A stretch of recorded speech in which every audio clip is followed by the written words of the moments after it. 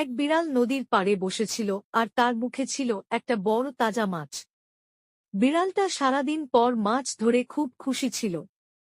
সে ভাবতেছিল, আহা, আজকে পেট ভরে খামু। হঠাৎ বিড়াল পানির দিকে তাকায়, দেখল নদীতে তার নিজের ছায়া। ছায়ার মুখেও একটা মাছ। লোভী বিড়াল ভাবল, ওই মাছটা আমার চাই। তার মুখের মাছটাও চাই, আবার পানির মাছটাও চাই।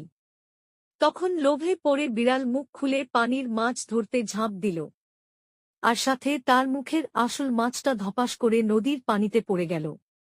পানির মাছ তো ছিল শুধু ছায়া। বিড়াল সাঁতার কেটে মাছ খুঁজল, কিন্তু কিছুই পাইল না। শেষে খালি মুখে পাড়ে উঠে কান্না করল। বন্ধুরা, এই গল্পের শিক্ষা হল, লোভ করবা না, যা আছে তাই নিয়া খুশি থাকবা। তোমরা কি বিড়ালের মতো লোভী নাকি ভালো? কমেন্টে লিখো, আমি ভালো।